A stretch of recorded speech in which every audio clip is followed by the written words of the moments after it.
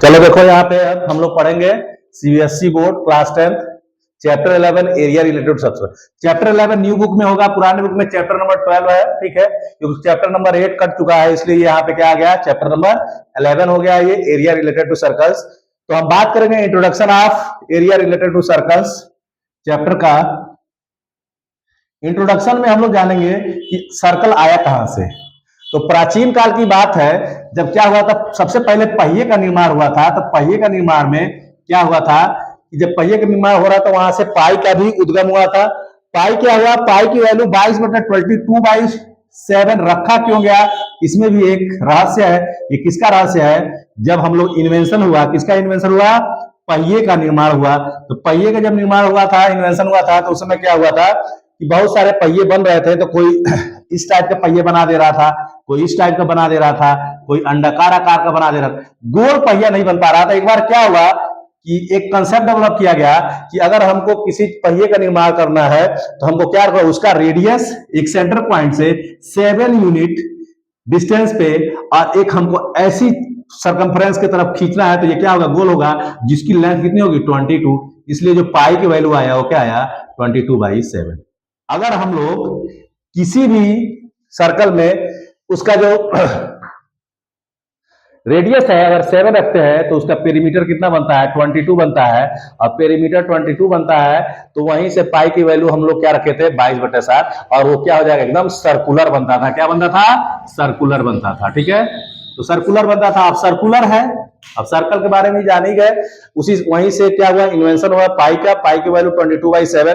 पाई का वैल्यू आज तक 10 मिलियन टाइम्स खोजा गया है, तो 3.141 अप टू सो ऑन, आज तक 10 मिलियन टाइम तक इसका वैल्यू पता नहीं है। इसलिए पाई क्या होता है, एक इरेशनल नंबर होता है। क्या होता है, इरेशनल नंबर होता है। और ये नॉन टर्मिनेटिंग नॉन रिपीटिंग होता है, इसलिए इरेशनल नंबर होता है। Non terminating non repeating, non terminating और नॉन रिपीटिंग होता है। क्या होता है, नॉन टर्मिनेटिंग नॉन रिपीटिंग होगा, इसलिए पाई क्या होता है, इरेशनल नंबर होता है। इरेशनल नंबर के बारे में आप लोग जानते हो कि जो इरेशनल नंबर होते हैं वो नॉन टर्मिनेटिंग और नॉन रिपीटिंग नंबर्स होते हैं, ठीक है। इसलिए क्या होते हैं, इरेशनल नंबर होते हैं। रेशनल नंबर के बारे में जानते हो, जो नंबर P/Q के फॉर्म में रखे जाते हैं, Q नॉट इक्वल टू 0 होता है। PQ क्या हो, को प्राइम नंबर हो, और PQ इंटीजर भी होना चाहिए, को प्राइम भी होना चाहिए, ठीक है। उसके बाद से PQ क्या होना चाहिए, PQ इंटीजर हो, को प्राइम हो, और P/Q फॉर्म में। इसके बाद एक और कंडीशन आता है, डेसिमल रेशनल नंबर। जो टर्मिनेटिंग नंबर होते हैं वो भी क्या होता है, जो डेसिमल टर्मिनेटिंग होते हैं, टर्मिनेटिंग नंबर्स भी क्या कहलाते हैं, रेशनल नंबर कहलाते हैं, टर्मिनेटिंग। और non terminating but repeating, non terminating but repeating, जो non terminating but repeating numbers होते हैं वो भी क्या होते हैं, रेशनल नंबर होते हैं। एक ही ऐसा केस होता है जिसमें इरेशनल नंबर होते हैं, नॉन टर्मिनेटिंग नॉन रिपीटिंग, तो क्या होता है, इरेशनल नंबर होते हैं। ये बात आप लोग समझ चुके होंगे। अब हम बात करते हैं, सारी चीजों को इरेज करते हैं। अब हम बात करते हैं सर्कल के बारे में। सर्कल के बारे में आप लोग जानते हो, अभी मैंने प्राचीन काल की बात बताया कि पाई का इन्वेंशन इसी सर्कल फिगर से हुआ, क्योंकि सबसे पहले पहिए का निर्माण हुआ था। उस पहिए को गोल बनाने में बहुत सारे लोग सफल रहे, एक ही व्यक्ति सफल रहा, बहुत सारे लोग असफल रहे। उसको फिर उसके बाद से वहीं से मशीन का निर्माण हुआ, वहीं से हमारी जो भी चीजें हुई। उसके बाद से आता है हमारे पास कि सर्किल है। अगर हमारे पास सर्कल है, एक सर्कल है, इसके बारे में हम लोग जानकारी लेते हैं। क्या होता है, एक फिक्स पॉइंट होता है, फिक्स पॉइंट के अराउंड हम लोग एक लाइन ड्रा करते हैं सर्कुलर पाथ पे। जो फिक्स पॉइंट होता है वो क्या कहलाता है, सेंटर ऑफ द सर्कल कहलाता है। क्या कहलाता है, centre of the circle, centre of the circle कहलाता है। फैन स्टार्ट कर दो यार, गर्मी हो रहा है। सेंटर ऑफ द सर्कल, ये क्या हो जाएगा, जो इसके चारों तरफ एक फिक्स डिस्टेंस पे जो पाथ है उसी क्या बोलते हैं हम लोग, perimeter of circle, perimeter of circle. अब फिक्स पॉइंट से फिक्स डिस्टेंस, जो भी इस पॉइंट्स के जो पाथ होते हैं, इसी को हम क्या बोलते हैं, सर्कल बोलते हैं। इसके लोकस को क्या बोलते हैं, सर्कल बोलते हैं। और ये जो लोकस है यही क्या, पेरीमीटर। और पेरीमीटर से फिक्स पॉइंट के बीच की डिस्टेंस को क्या बोलते हैं हम लोग, रेडियस बोलते हैं। रेडियस क्या बोलते हैं, जो fix centre of the circle से पेरीमीटर तक की डिस्टेंस को क्या बोलते हैं, रेडियस बोलते हैं। तो ये भी अगर रेडियस है तो ये भी लाइन रेडियस होगा, ये भी लाइन रेडियस होगा, ये भी लाइन रेडियस होगा, ये भी लाइन रेडियस होगा, सारे रेडियस हो जाएंगे। एक बात और है कि यहाँ पे रेडियस की बात करते हैं, अगर क्या करें हम लोग कि सेंटर से होते हुए एक ऐसी लाइन ड्रा करें, सेंटर से होते हुए एक ऐसी लाइन ड्रा करें जो क्या हो, इस सर्कमफ्रेंस से दूसरे सर्कमफ्रेंस को आपस में मिला है। अगर ए ओ बी, ये जो ए ओ बी लाइन है, ए ओ बी जो लाइन है, इसी को क्या बोलते हैं, डायमीटर ऑफ सर्कल। क्या बोलते हैं, डायमीटर ऑफ सर्कल। ये बात समझ में आ रही है? फैन चालू कर दो यार। तो ये क्या हो जाएगा, डायमीटर ऑफ द सर्कल हो जाएगा।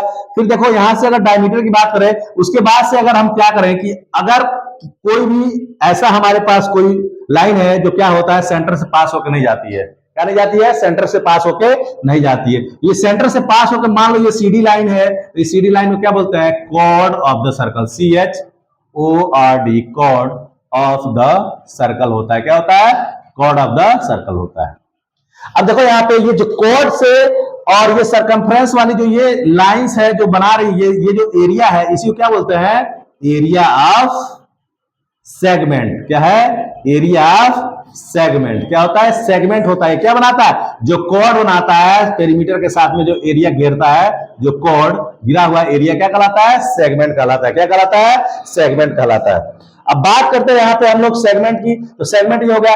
अगर बात करते हैं कि अगर कोई रेडियस यहां से यहां तक ये ड्रा कर रहे हैं, रेडियस से इस कॉर्ड पर तो यहाँ पे, और ये पूरा ये जो एरिया है, ये पूरा एरिया होता है, ये जो पूरा एरिया होता है सेगमेंट, और ये ट्रायंगल वाला एरिया, ये इसको क्या बोलते हैं, एरिया ऑफ सेक्टर। क्या बोलते हैं, एरिया ऑफ सेक्टर बोलते हैं। क्या बोलते हैं, एरिया ऑफ सेक्टर बोलते हैं। तो सेक्टर क्या होता है, जब हम लोग क्या करते हैं कि अगर सेंटर से किसी कॉर्ड पे लाइन को मिलाते हैं, और जो सेगमेंट वाला एरिया होता है, जो ट्रायंगल वाला एरिया होता है, दोनों एरिया मिला क्या होता है, एरिया ऑफ सेक्टर होता है। क्या होता है, एरिया ऑफ सेक्टर। तो सेक्टर को समझने की जरूरत है, इसी को सेक्टर बोलते हैं।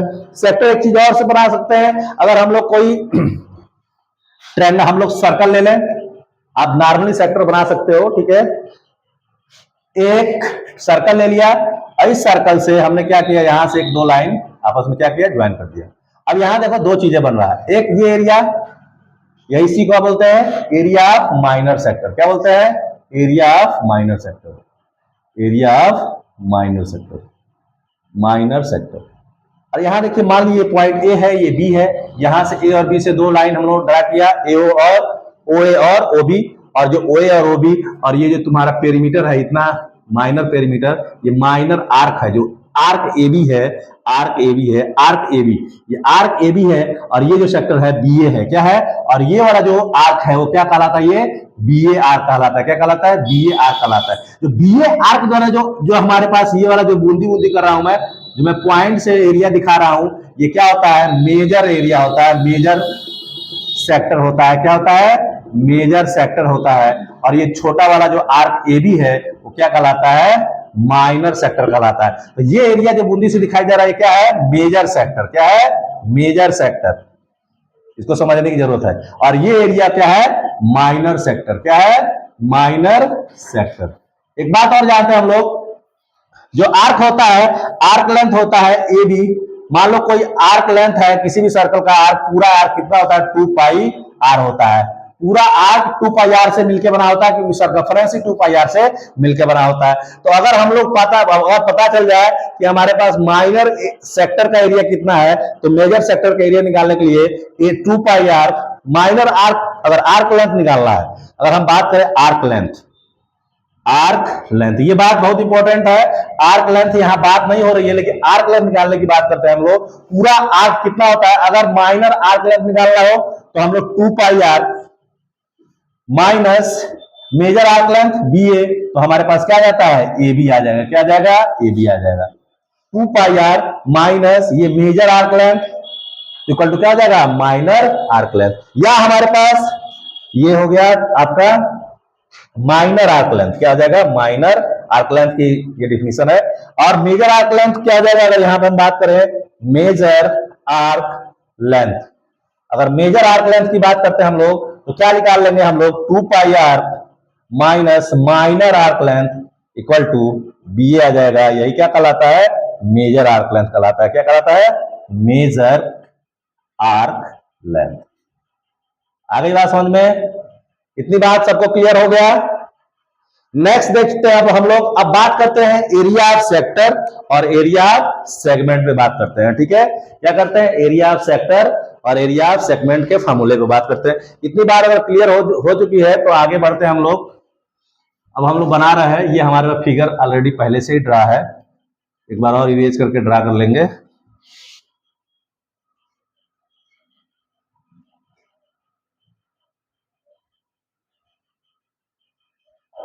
हमारे पास एक सर्कल है,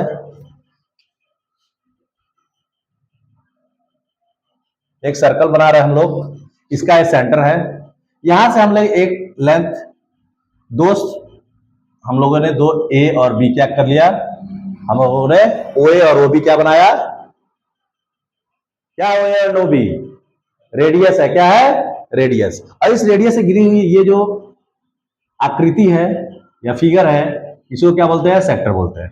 अब बात करते हैं हम लोग सेक्टर का एरिया निकालेंगे कैसे, एरिया ऑफ सेक्टर किससे निकालेंगे, area of sector, area of sector क्या लिखते हैं, A O B, area of sector A O B, ये सेक्टर ए ओ बी है, ए ओ बी ये पूरा वाला एरिया, ठीक है।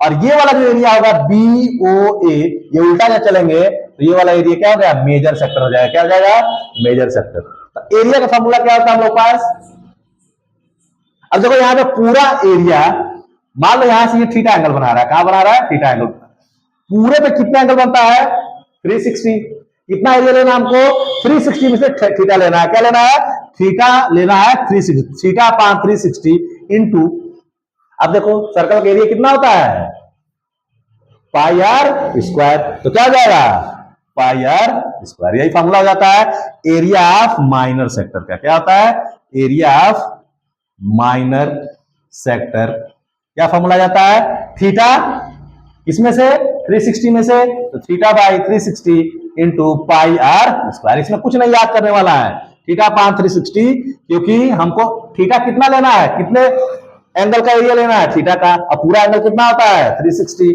और सर्कल का एरिया कितना होता है, पाई आर स्क्वायर, तो पाई आर स्क्वायर लिखते हैं, ठीक है। अब एक और बात आता है इसमें से, अब एरिया हो गया, और क्या क्या हम लोग पढ़ना है, area related to circle, perimeter of a circle, अगर हम बात करते हैं पेरीमीटर, पेरीमीटर ऑफ सर्कल जानते हो 2 पाई आर वही होता है, ठीक है। एरिया ऑफ सेक्टर सेगमेंट, अभी हो गया तुम्हारा एरिया ऑफ माइनर सेक्टर, तो हमको एरिया ऑफ मेजर सेक्टर निकालना होगा। कभी कभी पूछ दे कि मान लो ए ओ बी निकाल रहे हो, अब बी ओ ए निकालना, यानी ये वाला एरिया, तो area of major sector, major sector, major sector कौन सा है, बी ओ ए, देखो यहां पे ये बी ओ ए, ये जो इससे द्वारा बी ओ ए यहां तक, ये पूरा ये वाला, ठीक है, ये वाला पार्ट, ये समझने की जरूरत है, ये जो पार्ट है बी ओ ए, इसका एरिया कैसे निकालेंगे, तो क्या करते हैं, पूरा एरिया कितना होता है सर्कल का एरिया, पाई आर स्क्वायर, कितना होगा, pi are square, minus area of major arc, area A R E, area of major arc, ठीक है रोनाल्डो, समझ में आ रहा है, सुयस रहा है, चल रहा है कि दौड़ रहा है, दौड़ाना ही है, ठीक है। अब यहां से बात करते हैं हम लोग, अब ये एरिया हो गया sector, area of major sector हो गया, एरिया ऑफ माइनर सेक्टर हो गया, length of an arc of a sector, अब लेंथ ऑफ एन आर्क, अब देखो यहां पे अगर हमको क्या करना हो, इस आर्क का लेंथ का पूछ दे, क्या पूछ दे, length of arc A B बताइए, ठीक है। तो यहां देखो length of an arc A B, arc के ऊपर ऐसा आर्क का निशान बनाते हैं, इसी को पढ़ते हैं आर्क ए बी, क्या पढ़ते हैं, आर्क ए बी, तो length of arc A B, अब देखो यहां पे थीटा में 360 में थीटा का लेंथ हमने पूछना है 360 इंटू पूरा लेंथ कितना होता है 2 पाई आर, क्या होता है 2 पाई आर, तो ये क्या हो गया length of arc A B, minor arc हो जाएगा, ये माइनर आर्क हो गया। अब length of major arc, length of major arc, तो मेजर आर्क क्या आ जाएगा, लेंथ ऑफ मेजर आर्क हो जाएगा, जो मेजर आर्क क्या है यहाँ पे बी ए है, इसको समझने की जरूरत है, यहां से यहां तक आने पे ये बी ए, ये पूरा वाला आर्क, और ए बी ए क्या आ जाएगा, ये वाला आर्क, ये वाला आर्क, और ये BA, AB वाला आर्क माइनर हो गया और BA क्या हो गया, मेजर हो गया। ठीक है, तो BA क्या हो जाएगा, पूरा आर्क लेंथ कितना हो गया, पेरीमीटर कितना होता है सर्कल का, पेरीमीटर होता है तुम्हारा 2 पाई आर। कितना होता है, 2 पाई आर। तो 2 pi are minus length of major arc, length of minor arc, length of minor arc. बात समझ में आ रही है? इन्हीं चारों फार्मूले पे हम लोग major sector, minor sector, major length of major arc, length of minor arc हम लोग निकाल सकते हैं। ठीक है, इसी पे हमको सवाल करना है। ठीक है, इसके बाद से आता है सेगमेंट वाली बात आती है। क्या आता है, एरिया ऑफ सेगमेंट। तो आगे चलते हैं, सेगमेंट वाली बात देखते हैं। अब देखो हमारे पास सेगमेंट की बात करता है तो सेगमेंट कौन बनाता है, कॉर्ड बनाता है। क्या बनाता है, कॉर्ड। और सबसे लॉन्गेस्ट कॉर्ड कौन सा होता है, सबसे लॉन्गेस्ट कॉर्ड डायमीटर होता है। ठीक है, क्या होता है, डायमीटर। अगर वो सेंटर से पास होकर जा रहा है कोई कॉर्ड तो वही क्या हो जाता है, डायमीटर हो जाता है। क्या हो जाता है, डायमीटर हो जाता है। तो मान लो हमारे पास एक कॉर्ड है AB। ठीक है, अब यहां देखो ये कॉर्ड AB है, इसका एरिया हमको निकालना है। अब देखो ए को ओ से मिलाया, बी को ओ से मिलाया, ओ एक पॉइंट है, ए नहीं, देखो यहाँ पे क्या बन रहा है, ये फॉर्म हो रहा है हमारे पास, ये ए ओ बी क्या बना रहा है, एक सेक्टर बना रहा है। क्या बना रहा है, सेक्टर बना रहा है। तो area of segment, area of segment, segment A B, area of segment A B. तो ए बी सेगमेंट से जो घिरा हुआ ये एरिया है, इसका एरिया किसके बराबर हो सकता है, area of sector, sector A O B, अब minus area of triangle, area of triangle A O B. यहां देखो area of segment A O B, area of sector A O B. Sector area क्या बताया था, मान लो angle ये theta है, ये थीटा है, तो theta by 360 into pi are square, minus area of triangle क्या होता है, 1/2 बेस इंटू हाइट। ये वाला फॉर्मूला लगा के हम लोग क्या निकाल सकते हैं, एरिया ऑफ माइनर सेगमेंट। क्या बोलते हैं इसी को, माइनर सेगमेंट। क्या बोलते हैं, माइनर सेगमेंट। रोनाल्डो समझ में आ रहा है, आगे जाना है तुमको, कहां जाना है, रात को 12 बजे फुटबॉल खेलना है। ठीक है, कैसे, जब चारों तरफ घटाएं छा जाती हैं, पूरी दुनिया सो जाती है, तो भी रोनाल्डो प्रयास करता रहता है। तुम ऐसे रोनाल्डो हो, ये को सवाल नहीं लगाते।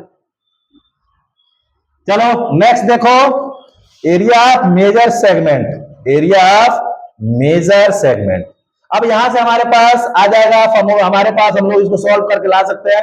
माइनर सेगमेंट को इस फॉर्मूले से ला दिए तो कुछ वैल्यू आएगा हमारे पास। क्या आएगा, वैल्यू आएगा। एरिया ऑफ मेजर सेगमेंट क्या होगा, एरिया ऑफ सर्कल।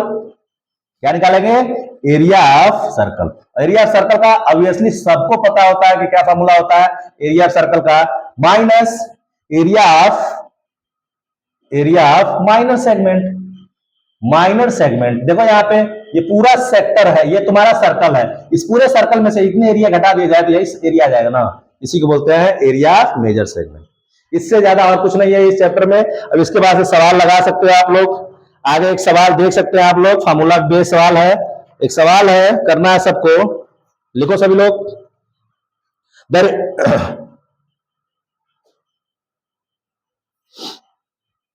एक सवाल दिया गया, example number first, the cost of fencing a circular field at the rate of 24 पर मीटर इज। कह रहा है सवाल, क्वेश्चन कह रहा है, इसको मैं मिटा रहा हूं, फॉर्मूला आपको क्लियर हो ही गया होगा। सवाल है, the cost of fencing, the cost of fencing a circular field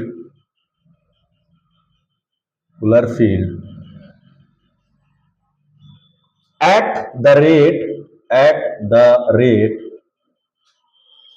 क्या है, रेट ऑफ 24 पर metre is 5,280 rupees. The field is to be plowed at the rate of 0.5 per meter square. Find the cost of plowing the field. The field is to be cloud, P-L-O-U-G-H-E-D, cloud, at the rate of rupees 0.50 per meter square. Find the cost of plowing the field. Find the cost of plowing the field.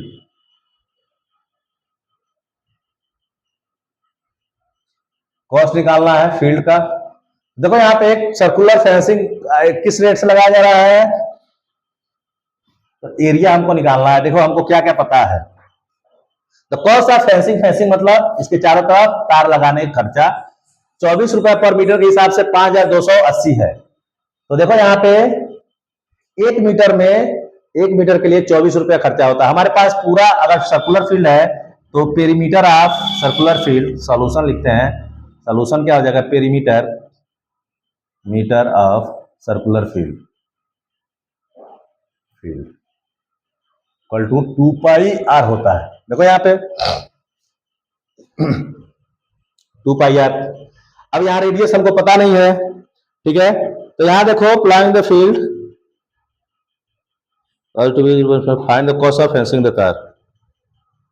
तो length क्या आ जाएगा हमारे पास, अगर length निकालना हो, मान लो हमारा पूरा खर्चा कितना आ रहा है 5280 आ रहा है, इसे 24 से डिवाइड करेंगे तो ये लेंथ आ जाएगा, पेरीमीटर आ जाएगा, क्या आ जाएगा, पेरीमीटर हमारे पास आ जाएगा। तो पेरीमीटर 2 पाई आर होता है, तो 2 पाई आर किसके बराबर हो जाएगा, 2 पाई आर हो गया। मान लो टोटल खर्च कितना आ रहा है 5280 अपान डिवाइड करोगे 24 से, तो यहां से क्या आ जाएगा 2 पाई आर इक्वल टू क्या आ जाएगा, 2 पाई आर इक्वल टू, ये देखो 24 टू 20 बार में ये क्या हो जाएगा, चला जाएगा। यहां से क्या निकालते हैं, यहां से सॉल्व कर लो, 24 से कितने बार में जाएगा, 220 बार में जाएगा, ये 220 बार में। तो यहां से 2 into 22/7 into R equal to क्या हो जाएगा हमारे पास 220, कितना हो जाएगा 220, ये हो जाएगा 220 के बराबर।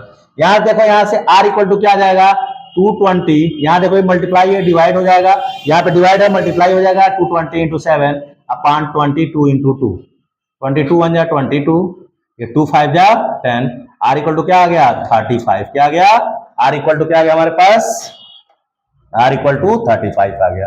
हमारे पास रेडियस आ गया, इस फील्ड का रेडियस कितना आ गया 35 सेंटीमीटर, किसमें आ गया सेंटीमीटर में, 35 मीटर है ये, यहाँ पे ये मीटर में दिया गया है, ये क्योंकि 24 पर मीटर था तो 35 मीटर हो गया, ठीक है। अब इसका एरिया निकालते हैं हम लोग, क्या निकालते हैं एरिया, इसको जोतने का खर्च कितना लगेगा, ठीक है। तो एरिया ऑफ सर्कल क्या निकालेंगे, area of circle, area of circle क्या हो जाएगा पाई आर स्क्वायर, पाई मतलब 22/7 इंटू आर स्क्वायर 35 इंटू 35, क्या हो जाएगा 7 × 35, 22 × 5 × 10 को 0 हासिल, 1 5 10 11 111 गुणा 35, क्या आ जाएगा ये बताओ कितना आएगा, जो भी है 110 इंटू 35। अब एरिया आ गया और 1 वर्ग मीटर का कॉस्ट कितना है 0.5 है, इंटू 0.5 कर दो, कॉस्ट टोटल कॉस्ट क्या आ जाएगा तब, यहां से देखो यहां पे मैं लिख रहा हूं टोटल कॉस्ट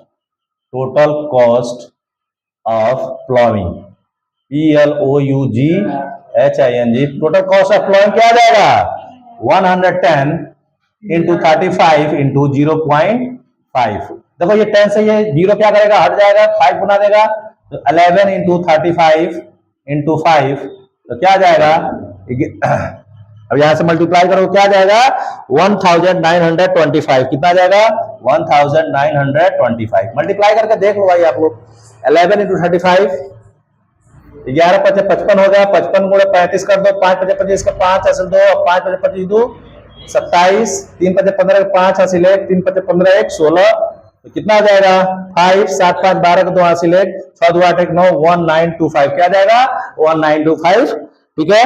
अब एक्सरसाइज क्या हमारे पास 11.1, तो स्टूडेंट्स 11.1 को अगले वीडियो में हम लोग क्या करेंगे देखेंगे। आप लोग स्पेक्ट्रम कोचिंग क्लासेस के साइट पे बने रहिए और लाइक और सब्सक्राइब करते रहिए।